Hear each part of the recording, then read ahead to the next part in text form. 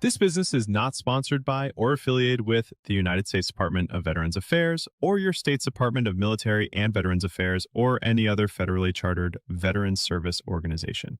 Other organizations, including but not limited to your state's Department of Military and Veterans Affairs, a local veteran service organization, and other federally chartered veteran service organizations provide this service free of charge. You may qualify for other veterans benefit services outside the scope of what this business offers. All disability claims for increased ratings are processed by the United States Department of Veterans Affairs. This business cannot expedite the processing of your claim by the United States Department of Veterans Affairs.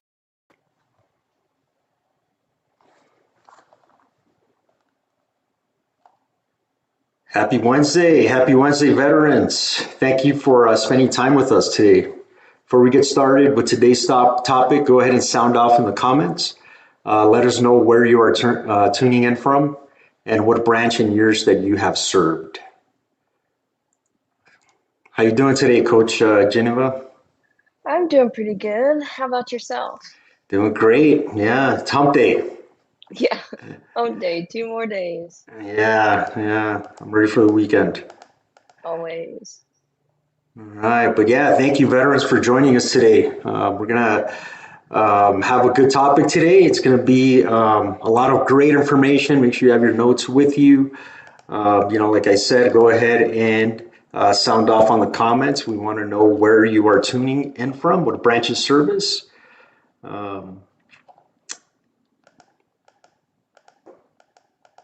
So we got Marine Corps, San Antonio, Austin, Texas, Air Force.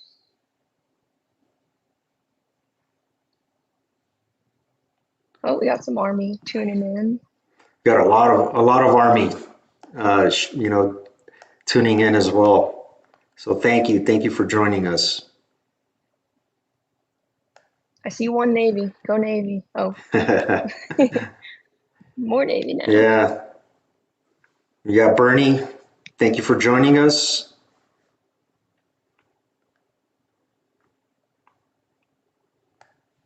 Yep, United States Marine Corps. MK Jeep, 1899, 88 to 96, Desert Storm Combat Veteran. Louisiana, thank you for your service. Thank you for joining us too. George Garcia, good morning from Los Lunas, U.S. Army. Los Lunas. And we got Alberto Gonzalez, Army, 79 to 86 from Texas. Yeah, we got a good mix of generations in here.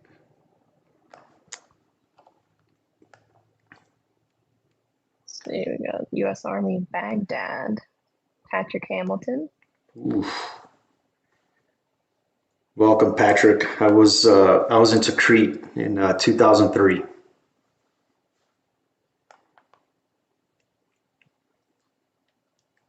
You got another Desert Storm veteran, Paul Witt, South Carolina. Thank you for your service. And Vietnam vet. Yeah. Wow, that's amazing. Thank you for your service. Yeah. We got Fred Ragland as well, Vietnam Navy. Thank you for your service, sir. Yeah, that's awesome. Thank you for joining us today. I think we're going to have a great class. We got a lot of vets joining us today, which is awesome, which is great. We can get, I guess we can go ahead and get started, right, with our coach's introduction. As everybody is filing in, so you can know who we are, why we're here. So my name is Juan Flores. All right, I'm a proud U.S. Army retired veteran and former law enforcement. And today I want to take a moment to introduce myself, explain why I do this work. I served in the military, and like many veterans, when I got out, I was lost. I didn't know what to do. I was struggling. Didn't even want to get started with the VA process just because the system just, gave me a headache. So I just didn't even want to think about it. Because I knew how difficult it was, right, to navigate that on your own. So I, joined VA Claims Insider. I was an elite member. And then just by being here, I saw firsthand, right? How veterans were confused, they were frustrated, leaving benefits on the table just like I did, just because, didn't know, right? Didn't have the proper education about how the VA claims process worked. And what brought me into working as a veteran coach was, I wanted to help veterans, right? I wanted to help veterans that were struggling like me. I didn't want them to rely on bad information or misleading information.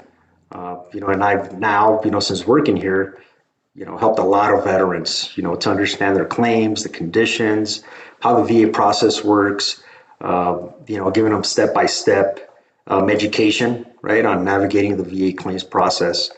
So, and another thing that I learned too, by just working for this great company is this isn't about shortcuts or promises. It's about getting educated, right? Knowing what claims you're gonna file for, what they are, getting a good strategy, right? You need a game plan. How are you gonna get started? How are you gonna get to your goal? And then medical evidence, right? That's everything. Medical evidence is everything when you're going through the VA claims process. And that's how you do it the right way.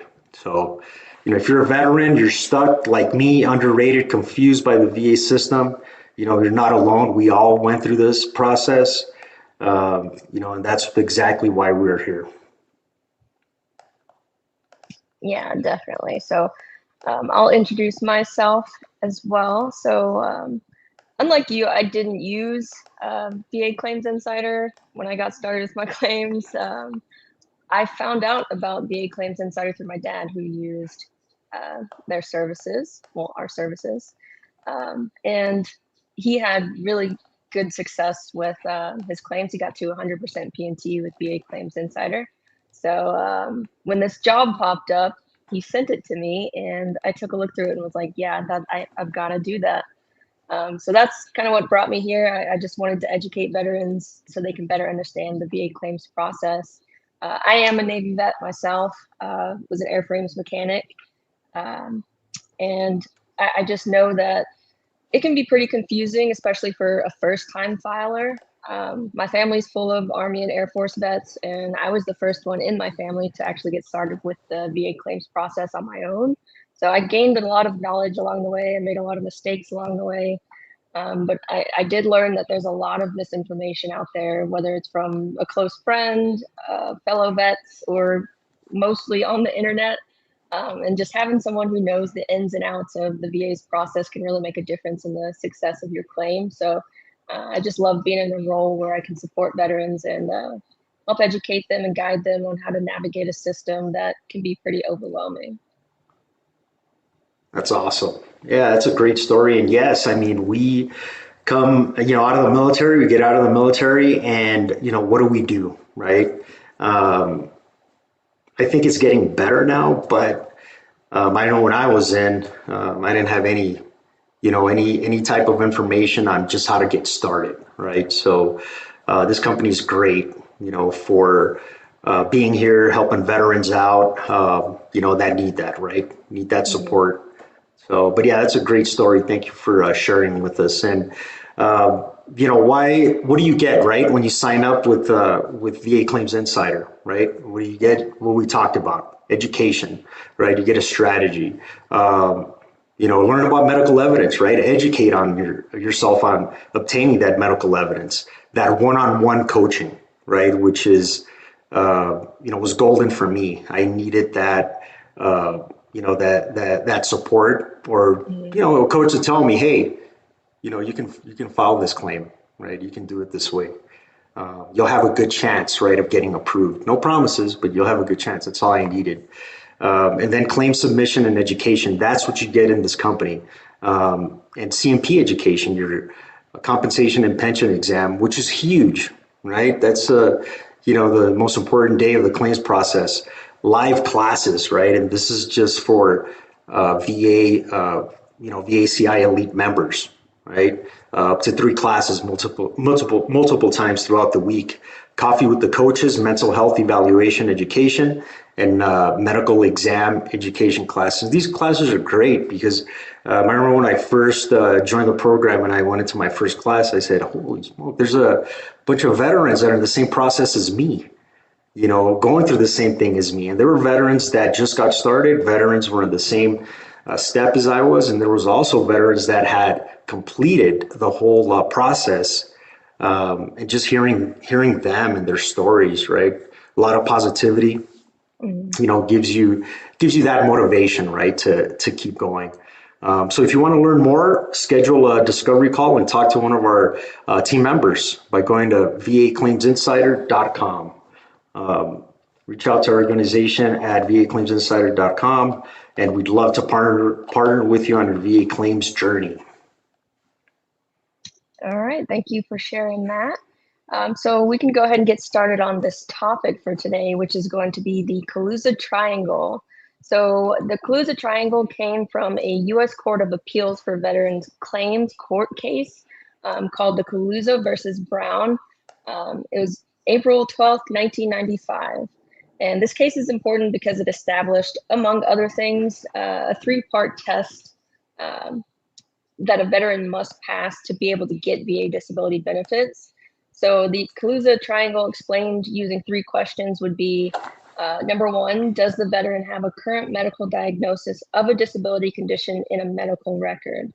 Number two is, does the veteran have evidence of an in-service event, injury, disease, or aggravation?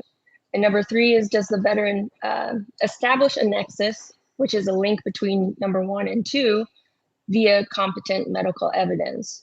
And if the answer is yes to these questions, a veteran's VA disability condition shall be service-connected. So Coach Juan, what is one of the three elements of the Caluza Triangle? Okay, yeah, the first element, very, very important, right?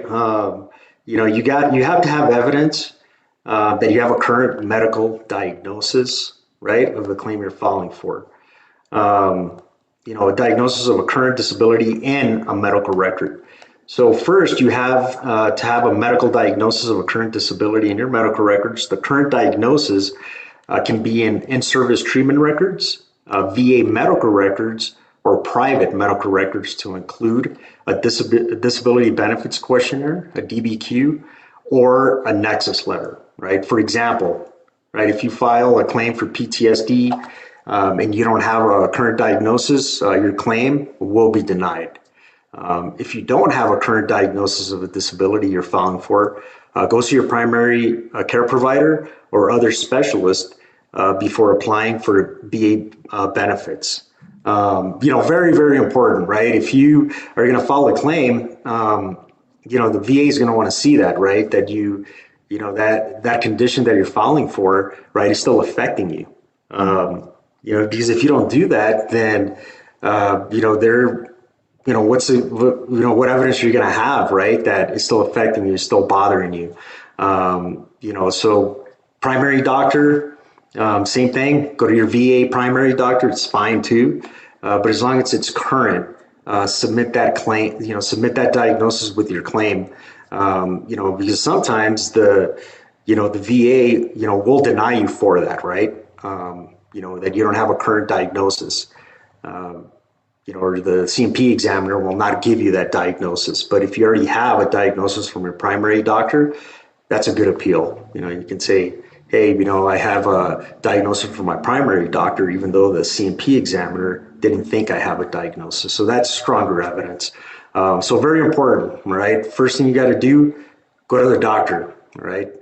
Get your diagnosis, and then you can move on to the next step, right, of the Caluza Triangle. Yeah, so the next step is going to be evidence of an in-service event, injury, disease, or aggravation. So this is second. You must provide evidence of an in-service event, injury, disease, or aggravation that caused or made your disability worse. So a quick litmus test to think about is, do you have medical evidence? If not, you need to get some VA medical records or private treatment records before filing your VA claim. Your DD-214, a credible buddy letter, and or a statement in support of your claim, they can all help your case, but you do still need medical evidence of a current disability, sorry. Again, you also need to be thinking of the link or connection between factors 1 and 2. For example, constant rocket and mortar attacks in Afghanistan, they might have caused you to fear for your life and subsequently led to your PTSD. Or maybe you got injured during a training accident while on duty, and now you have shoulder neck pain as a result. Or even you might have entered the military with flat feet, but then your service worsened the condition beyond its natural progression. So that would be aggravation. So these are definitely things that you need to keep in mind. Step 2 is very important. What about step 3? Step 3, all right, very, very important, all right, and I think that this is probably the reason why a lot of veterans get denied, is there's no connection, no link, no nexus, right? The VA wants to know that you have a diagnosis, right, and they want to know, how this occurred, right? How is this related to the military? But they also want to know, is it connected? Right, is there a connection between your diagnosis and that evidence of an in-service event? Right, they're going to want to know that. So the nexus is very, very important. All right, for service connection between 1 and 2. If you can prove a link or connection between your disability and your military service, you'll likely, if you can't prove, I'm sorry, you'll likely get denied. All right, and there are 5 types of service connections under law. Yeah, so the first type is direct service connection, and that's the most common method of service connection for VA disability compensation benefits. So with direct service connection, you're telling the VA that your current disability condition is the direct result of your active duty military service. So maybe it was a training incident or a car accident, combat deployment, stress from the job, or other in-service incident, injury, event, or disease that was directly caused by or made your current disability condition worse. So an example is combat PTSD due to an IED attack in Iraq. The PTSD is due to your combat deployment, which is directly based to your military service. So Coach Juan, can you explain what a secondary service connection is? All right, and the secondary conditions, those are great. Great claims to go after, which unfortunately a lot of veterans, like myself, I wasn't familiar with, or else I would have put my claims in a long, long time ago. So in accordance with 38 CFR, current disability condition that is proximately due to or result of a service-connected disease or injury shall also be service-connected. All right, let's say, for example, you developed a ringing in your ears, tinnitus, right? That's what it's called, while you were serving. Even though you are no longer serving, that service-connected tinnitus might be causing migraines, headaches, anxiety, sleep issues, right? Or depression. Service connection on a secondary basis requires a showing of causation. Right? Instead of proving that your disability is directly service connected, you'll need to prove that it's caused or made worse by a different disability, right? Which is service connected. In this example, you could file a disability claim for migraine headaches secondary to your service connected tinnitus, right? So these are great claims, and it's part of the, it's the Caluza Triangle, right? Made worse by an already service related condition. So, medically, if you can prove that, right, that one of your conditions is making, something, another condition worse, you definitely should look into that, because that'd be a secondary claim. Very important. And the third one, you want to talk about the presumptive service connections? Yeah, for sure. So with presumptive, if your disability condition meets a certain criteria set forth by Congress, then your disability condition will be presumed to have been caused by service. So for example, certain chronic debilitating diseases specific to radiation exposure, diseases associated with herbicide agents to include blue water veterans, Persian Gulf War veterans, and burn pit exposures, and also Camp Lejeune veterans. The 38 CFR 3.309 discusses diseases subject to presumptive service connection in more detail. So you can look that up if you'd like to. There's free access to 38 CFR online. But Coach Juan, what about service connection by aggravation? Can you elaborate on that? Yeah, so service connection by aggravation, all right? So pre-existing condition, right, that is worsened by military service. For example, right, a veteran may have had flat feet prior to entering service, but wearing military boots, road marches, ruck marches, right, with the 100-pound rucksack, prolonged standing when you have to do those parades. Seems like it was once a week. Or her flat feet, leading to painful disability called plantar fasciitis, which is eligible for compensation under law. Additionally, if a veteran has a service-connected knee condition that aggravates a non-service back condition, they get service connection for their back based on aggravation, provided they can prove that their condition was worsened beyond its natural progression by military service. So, this is a great information to know, right? So, say your MOS, right? The job that you have exposed you, to a lot of conditions that could have damaged your hearing, right? For example. It's hard for you to hear. You develop tinnitus, ringing, buzzing in your ears. You tend to get frustrated easily, right, from people because you can't, understand what they're saying, or, they're not facing you while they're talking to you, so you can't understand them. It could give you anxiety, right, just going out and being around public. So those are like great claims to go after that a lot of veterans don't know about. Right, you could look into it. You can, see how the VA, rates those conditions that you're filing for. So it's something that a lot of veterans are not familiar with. That if you're, rated for your knees and now your lower back, you have lower back pain, or you can't get comfortable sleeping because of your knees or your back, and you wake up tired, struggle at work. You could look into a mental health claim. So, definitely look into that. Very important. And then we could talk about service connection by 38 USC 1151. Yeah, so this is the fifth type of service connection with the VA. It refers to disabilities or death that result from hospital care, medical or surgical treatment, or examination by a VA medical professional or facility, or due to participation in a program of vocational rehabilitation. So in our experience, this is pretty uncommon. That's not to say it doesn't happen.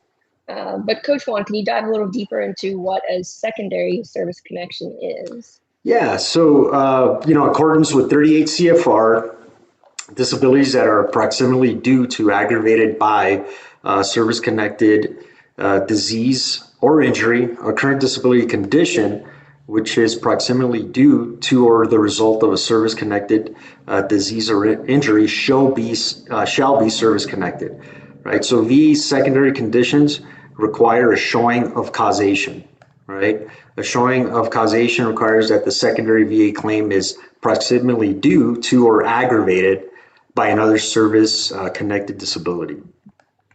There are three evidentiary elements that must be satisfied to prove a secondary service connection under law.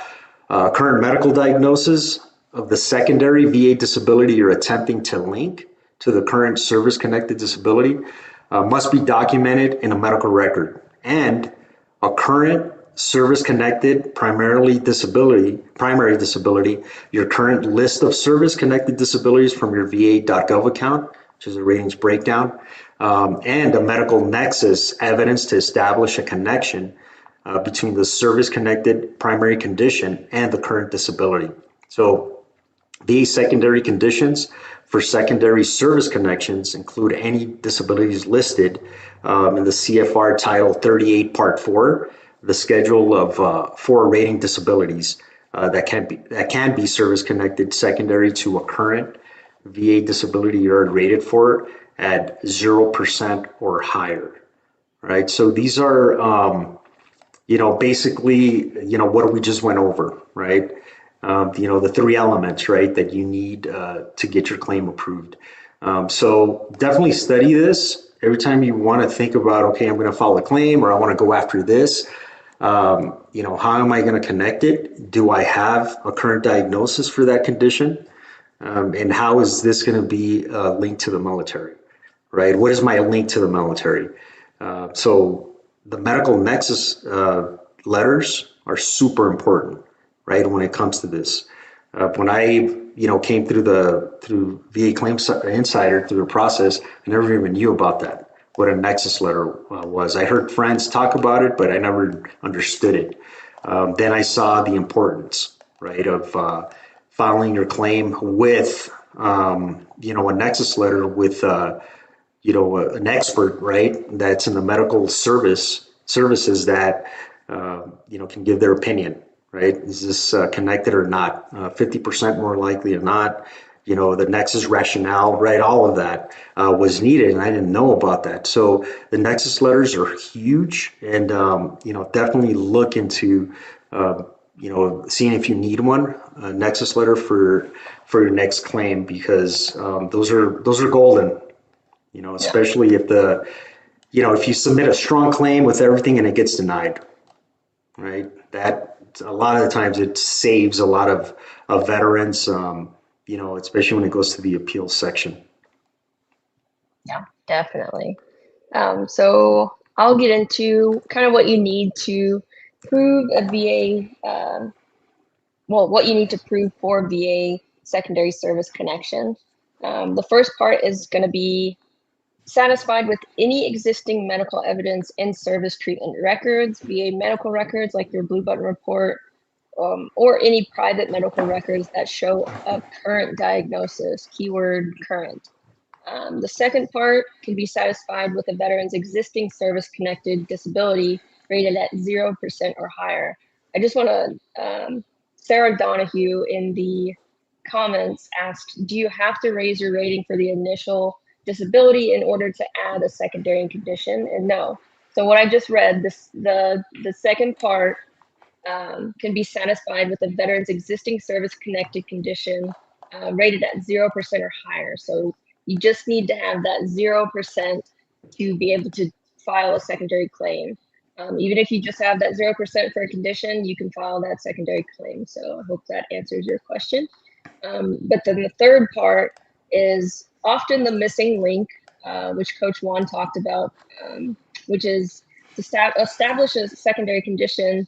It could be established with a credible nexus letter. So you need that medical nexus letter, most cases, which is an independent medical opinion from a private healthcare provider that shows the link or connection between the two disability conditions. So like Coach Juan said, this is a very important document to include with your claim. It's a very important piece of medical evidence from a, a certified healthcare provider that knows the ins and outs of what the VA's language is.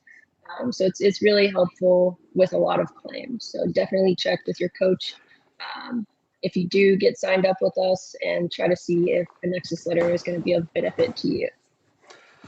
Yeah, that's great information. And I get this a lot too. Some veterans tell me, well, why do I need one? Why do I need a nexus letter, right? Why can't I just submit it that way? I went to the VA already, and they already put on my medical records that I have sleep apnea. So why can't I just submit it that way? And I thought like that, before, I knew about the claims process. So, there's nothing wrong with it, right? With, thinking like that or saying that or asking that question.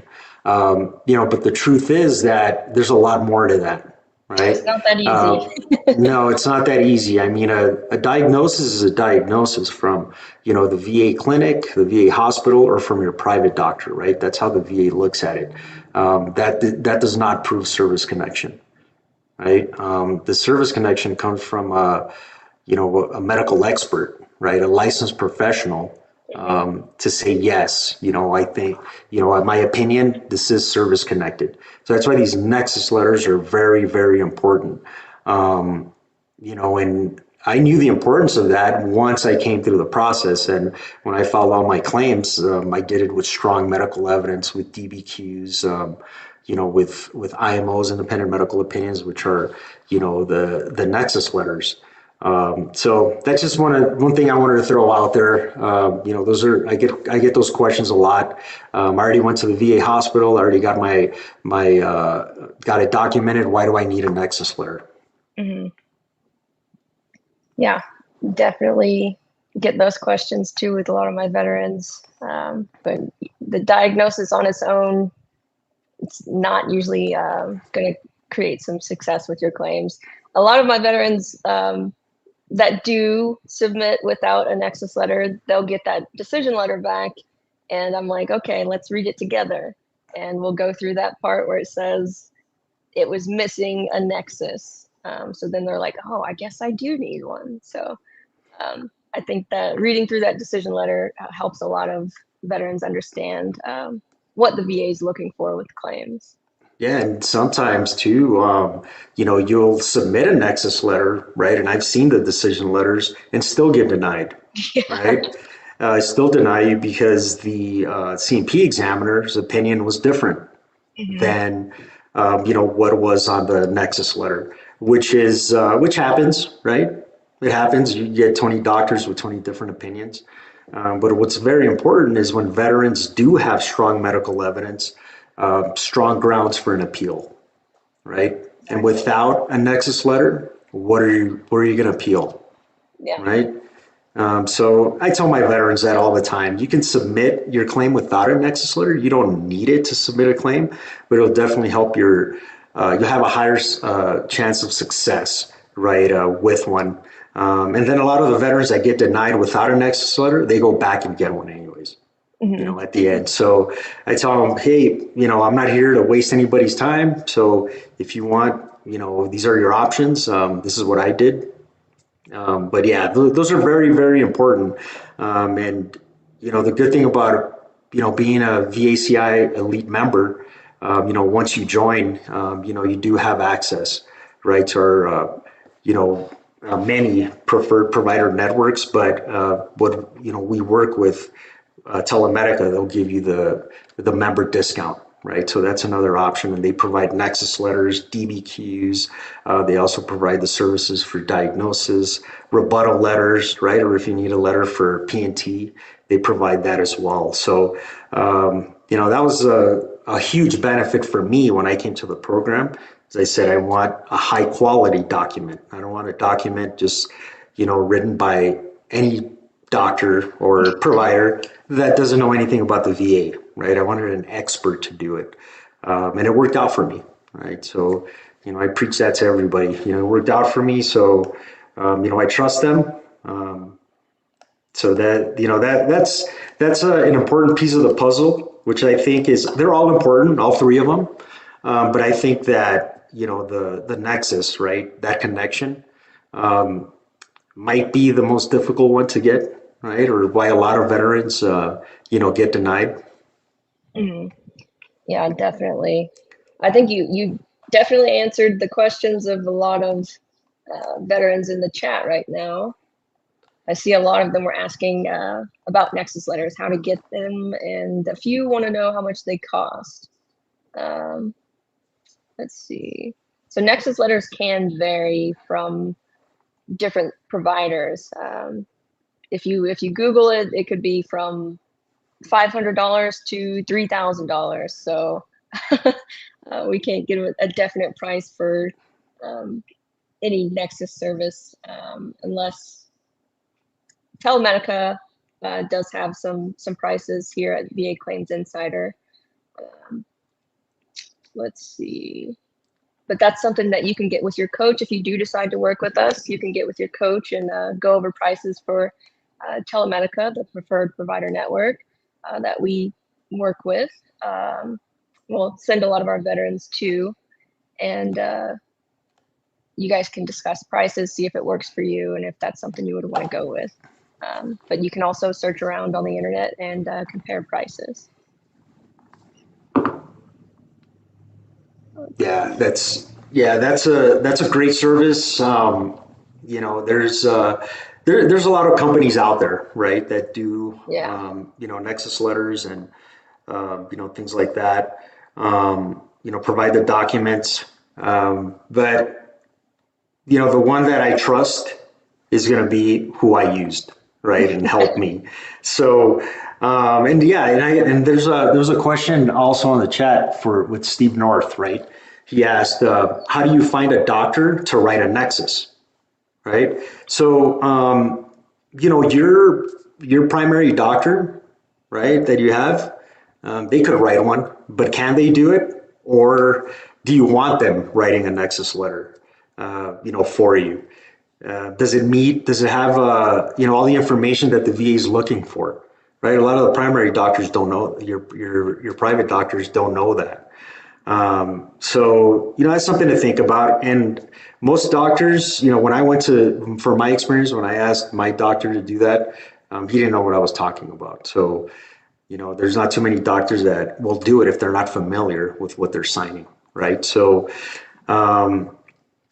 you could try it, and I've had veterans do that, and I think I could count with, one hand since I've been working here, doctors that would actually do it, and that nexus letter, for my opinion, was adequate enough, right? Yeah, Because definitely. sometimes there's not, I know what a good nexus letter looks like, and when I compare them, I think to myself, I wouldn't submit this document.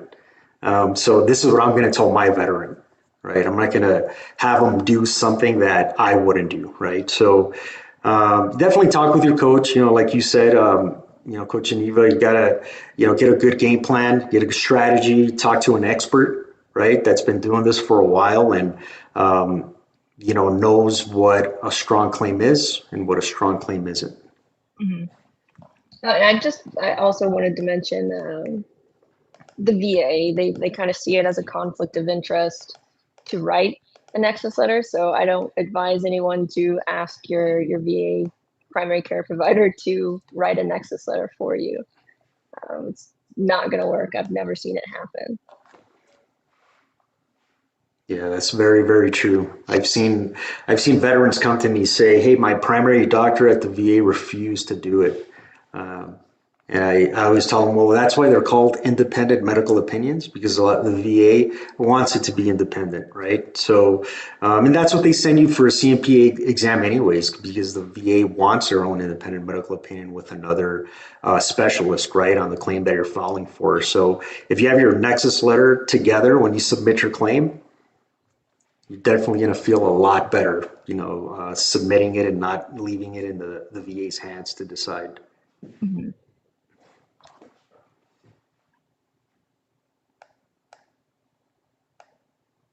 Okay, I see Frank Stone said that if you only use the VA for care, you don't need a nexus letter because all of the evidence is already there. So I'm not sure if that's 100% true. Um, I've still seen people be unsuccessful with claims with just nothing but VA care. Um, Even if they had service treatment records that aligned with their VA care, their diagnoses, um, having a nexus letter is still really helpful because it's going to make that connection. It's going to link your condition to service or link your condition to an already service connected condition. So um, it's not always seen clearly with just VA medical evidence, treatment records. So I do think a nexus letter is still really beneficial. And again, that's a great comment, Frank. I'm glad you put that on the comment section. And this is it's what you wrote, right? VA care, and that's all it is, right? You're getting care, and also what we're talking about is those three elements that you still need, right? If you're getting VA care, more than likely you have a diagnosis, correct? But you still need those other two elements, right, to get your claim approved. Like I mentioned earlier, yes, you don't need a nexus letter. Sometimes some claims that you're going to file for, you don't need them, but there's a lot of them that you do, especially if you were denied in a claim, for a claim that you filed in the past. You're going to want that medical expert, right? If you have all your evidence together, that's on your side, right? So VA care is just one element, right, that you need to get your claim approved, but you still have to look at the other two. But yeah, VA care, getting a diagnosis, self-care is huge. It's very important, right? You need it. But you also got to think about, how am I going to get this connected? How is this linked? Is the CMP examiner going to side with me that it is linked, or am I going to need, a nexus letter for that? Yeah, definitely. That was good information. Let's see, I'm looking through these questions in here. This one doesn't have a name, but they said, if I'm claiming migraines secondary to tinnitus and use the Migraine Buddy app, how many months of data should I submit with my claim? So I would recommend at least 3 months of consistent migraine tracking with the Migraine Buddy app. But I think like 6 months is more ideal, because the VA is looking for patterns and frequency over time, not just like 1 or 2 isolated incidents or episodes of migraines. So I think that about 6 months, 5-6 months is ideal, if you're consistently tracking with Migraine Buddy. Yeah, that's I agree with that as well. And you also have to look at how the VA rates migraines, right? VA rates migraines if you have headaches, migraines that you have to lie down for at least an hour. If it happens at least once a month for a period of 2 to 3 months, right? So in the VA rating criteria, that's what they're looking for the 30%, 2 to 3 months, right? Yeah, I mean, if you have more, logs, the better, right? But just know that they're looking for 2 to 3 months, and then 50% if it affects your work, right? If you lose money, call in sick, take time off, the VA will rate you at, the VA rating criteria for that is at 50%. So, just know what the VA, how the VA rates those conditions that you're filing for. Then you're going to get, a lot of times, your questions already answered, just by looking up on the VA rating criteria on the 38 CFR Part 4.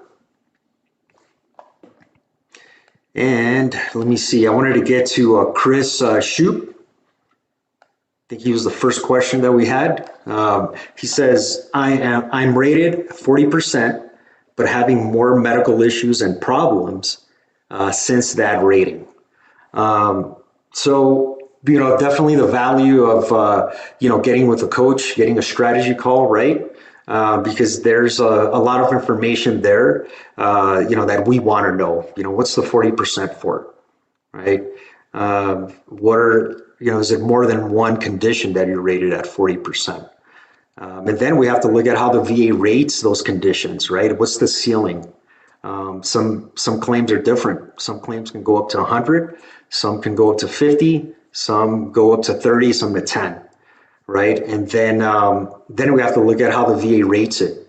And this, and I get a lot I don't know if you have any ortho conditions, but I get a lot of the question I get a lot of that is on ortho conditions. Like, say, for example, I had a veteran that said, I'm rated at 40% for my back and it's getting worse.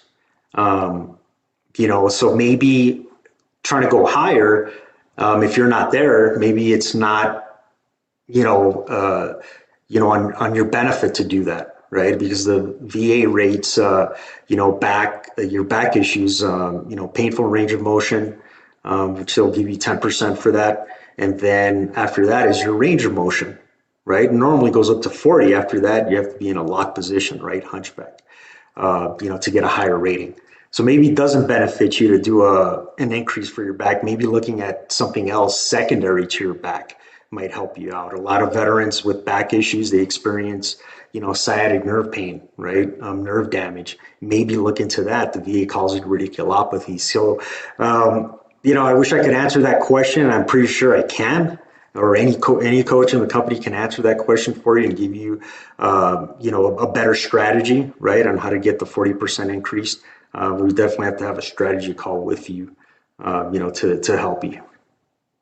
But great question, Chris.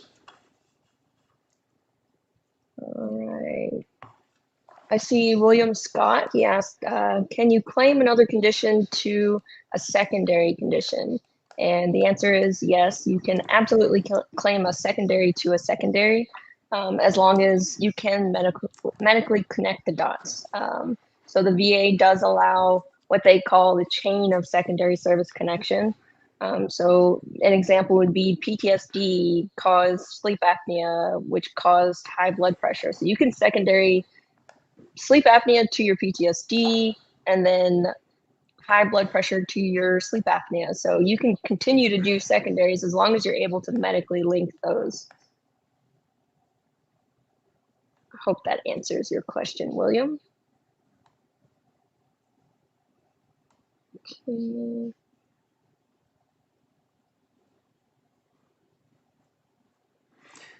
And we got a comment from Terry Lawson. It says VACI is no joke. I went from 30% to 100% PNT in 33 days from the time I filed until I was awarded. Congratulations, Terry. That is awesome. That's a great story. 30 to 100%. That's not easy. In 33 days. There's veterans that have been fighting for years, right? Just to try to get an increase, so they're stuck. But, good for you, Terry. That's life-changing, right? For you and your family, right? It's and its benefits that you deserved. I'm also rated at 100% PNT, and I love it. It changed my life. Definitely knew that I deserved this a long time ago, right when I got out, and it does make me upset thinking of how much money I left on the table, right, since I got out. So one of the reasons I love this job is, helping those veterans, try to get their benefits that they deserve, correctly and faster. A lot of the times, because you're submitting a fully developed claim with strong evidence, and higher chance of it getting denied instead of doing the spray and pray method, right? Submitting 10, 12 claims and seeing what sticks. But yeah, Terry, that's a great story. I'm glad you shared that with us. And that's a great story of many, many veterans that come to VA Claims Insider, and end up, getting to their goal. yeah, many, many veterans. Gregory Wayne asked the 3 elements needed again. So I think you're asking if I can repeat those. So number 1 of the Caluza Triangle is, does the veteran have a current medical diagnosis of a disability or condition in a medical record? And number 2 is, does the veteran have evidence of an in-service event, injury, disease, or aggravation? And then number 3 is, does the veteran establish a nexus, the link between 1 and 2, via competent medical evidence? So current diagnosis, evidence of an in-service event, injury, disease, or aggravation, and a nexus. Those are the 3 elements.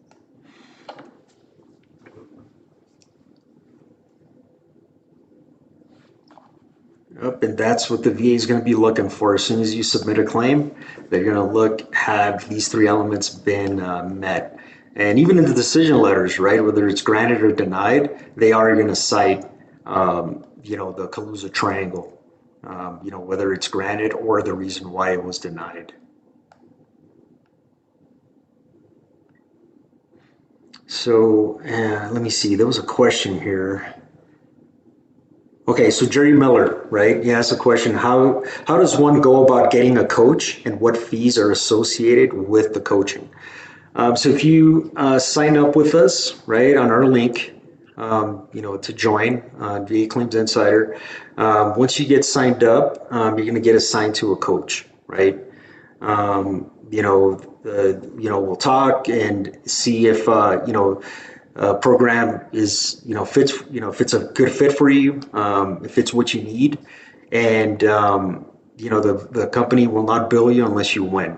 Okay, so like say you're not rated, whatever that increase is, the fees are 6 times that amount, right? Your monthly increase. If you are rated and you get a higher rating, that rating where you're at, like say for example, you're at 10%, that's yours, right? If you go from 10 to 50, whatever that monthly increase is, at the single rate, the fees are 6 times that amount. And you could make the payment as a lump sum payment. They'll take 10% off, or you could do half of that monthly increase for 12 months, and it'll be interest free. So that's how the fee structure works. But thank you for asking that, Jerry. Yeah, I'm sure that was really helpful for a lot of people. We're probably wondering the same thing. And then Christina M. Refi Potter, she had a question: how do I prove something if it wasn't put in my records? Which is a great question. A lot of veterans do not put in a claim because of this, right? Because they say, well, I didn't go to sick hall, right? I didn't get seen. I don't have a diagnosis while I was in. I'm rated at 50% for sleep apnea, and I got out of active duty in 2003. Sleep apnea didn't exist back then, right? So how am I going to prove it, right? I was in the Army, and I was in forward support units, right? I was always in the field. We were deployed. Couldn't go on sick call because then my buddies would have to do my work for me, right? That's unacceptable. So I used to go to work even though I didn't feel good. And I think that's, over 99% of the veterans or service members do that. They don't go on sick call. So secondary conditions are great, right, for this. I was around exposed to a lot of noise exposure while I was in, right? And I didn't even know what tinnitus was. I thought that was normal. I thought it was just, something that was loud around me. And once I knew what tinnitus was, I said, I do have it, right? I do have hearing issues. I know it's getting worse. So I put my claim in for tinnitus, and it was granted at 10%. Well, after that, I did a claim secondary to tinnitus, headaches, right? Migraines. Went to the doctor, got my diagnosis, right, for headaches, and submitted that claim. Migraines was made worse by my service-related condition of tinnitus, right? And then I started looking into mental health claims. Once I got rated for that, then I did a claim, sleep apnea secondary to mental health, right? I was also in Iraq, so I was service connected for allergies for rhinitis with the PACT Act, right? The burn pits. So I did sleep apnea secondary to my upper respiratory condition and also for mental health, right? So that's how you get rated if you don't have any records from the military, right? You gotta get your foot in the door first with the VA. Get rated, and then any other conditions that are made worse by your service-related conditions, you can go after that claim. All right, so that's a great way to do it. And if you don't have records from the military, do not let that stop you from looking into filing a claim. Yeah, absolutely. Really good information. Okay, let's look through some more questions.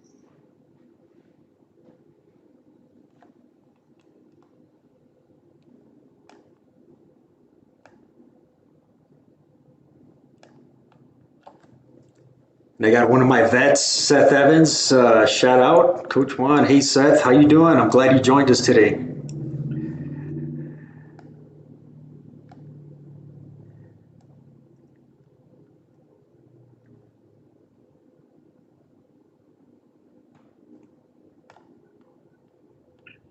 Okay, I see one. Once you have a nexus letter, you just file the claim again, or if it is the first time, you just file that. Basically, what are the next steps once you have the letter in hand? Michael Munson asked this. So I think I understand what you're asking, but once you have that strong nexus letter in hand, your next step really depends on whether it's your first time filing for that condition or if it's a refile appeal, such as a supplemental claim after you've been denied. But that's something that you'll talk with your coach. Once you get that nexus letter, definitely just figure out if you're doing that first time claim or doing it as a supplemental claim, because you do need new evidence for that supplemental claim that wasn't filed when you previously submitted your claim. So if you were denied and you already submitted a nexus letter, that same nexus letter can't be submitted as the supplemental as your new evidence because it's not new, it was already submitted. I'm not sure if that answered the question. Yeah, and also, once you have your nexus letter in hand, you also want to review it to make sure that the information that the VA is looking for is in there. All right, so that's a great reason to have a strategy call with your coach, right? So you can look over it and maybe there's more, right? Supporting evidence that might help, right? Support your nexus letter. And then what happens after you file your claim, right? It's not over yet. You're still more than likely going to have a C&P exam, right? So you can have the strongest medical evidence, but when you go to your C&P exam and you show up and it doesn't go well, then it's going to be all for nothing, right? More than likely you're going to get denied. So there's a lot to the steps that you got to take if you want to submit a strong claim with a fully developed claim with strong evidence. Okay, Michael said that it is the first time claim for him and it's a secondary claim. So yeah, you would submit that nexus letter with this claim as part of your evidence, along with your medical records with a diagnosis. Yep, that's how I would do it too. So we got a question here from Jason Yamoto. Still no answer to my question, your previous question about the 100-mile rule on the nexus. And just so everybody knows, because we have a lot of questions, if there's questions that do not go answered, somebody will reach out to you later and answer it. So the 100-mile rule on the nexus letter, I never heard that before. Have you, Coach Inigo? I have not. The 100-mile rule. So for the nexus documents, right, the nexus letters, it depends, right, what claim you're going to file for. If you do a mental health evaluation, right, a nexus letter, an IMO for that, you definitely want to have the doctor that's doing that evaluation be in the same state, right, licensed in the state that you live in, right? So that's, probably the only criteria for nexus letters that I've seen from the VA. Other than that, if it's, a nexus letter for a headache, backs, for your feet, it could be anywhere, right? You get a nexus letter, from New York, and then if you move to Florida, you can file your claim, right? But for the mental health IMO, you definitely want to pay attention and make sure that doctor that's doing the evaluation is licensed in your state. But other than that, I've never heard of any rule of, mileage or how far it is. Yeah, me either. I think you covered that pretty well. And then Arik Termas said, is a higher level review smart to do? It depends, right? There's sometimes you don't need to do a higher level review. Sometimes maybe doing a supplemental claim, right, with new and relevant evidence, might be better for you. But every situation is different. The times that I have seen higher level reviews work and recommend is when you do have strong medical evidence, right? You submit your migraines claim with a nexus letter, right? For example, secondary to your PTSD, you submit your diagnosis for your headaches. You submit your migraine logs, right? You submit a personal statement, highlighting some of the symptoms that you experience, right? That, talk about the 30 or the 50% rating for headaches. And then get denied, higher level review all the way, right? But if you don't have a nexus letter, you don't have a diagnosis, no use doing a higher level review. More than likely, it's going to continue being denied. So definitely, that's a conversation you want to have with, with an expert that'll give you a good game plan and, tell you the next steps on how to appeal. Yeah, definitely. But guys, we are at the top of the hour, so just wanted to thank everybody for coming in. Remember that strategy, education, and medical evidence, that's what this is all about. So if you feel like you've hit a wall, you're not sure where to start, make sure to get signed up with a coach. That is our expertise, so we're here to educate you and make sure you get what you deserve. You will get one-on-one coaching, personalized strategy sessions, claim submission education, and CMP exam preparation. And you'll also have access to the live classes up to 3 per week, sometimes more. And don't forget, our founder Brian's new book, VA Claims Secrets, is now available, so you can order your copy on Amazon today. And then if you're on the fence and want to learn some more, go ahead and book a discovery call. And one of our team members will reach out to you. You can do that by visiting www.vaclaimsinsider.com. We would love to partner with you on your VA claims journey. But thank you for letting Coach Juan and I be a part of your journey today, whether this is just the only hour you're going to spend with us, or if you decide to join our organization, we would be honored to have you. And thank you for joining us today for this Caluza Triangle class. Thank you for letting us educate you and serve you for this hour. We really appreciate you showing up for this and being a part of this community. We appreciate all your questions. But one quick note before we go, if we didn't get to your questions, like Coach Juan said, they will be answered after this session. So when this feed ends, you'll get your answer. But thanks again. And Coach Juan, it was a pleasure teaching with you. To all of our veterans out there, have a great day and take care. Do you have anything to say, Coach Juan? No, same here. It was a pleasure doing this class with you. And fellow veterans, have a great rest of the week. Bye, guys.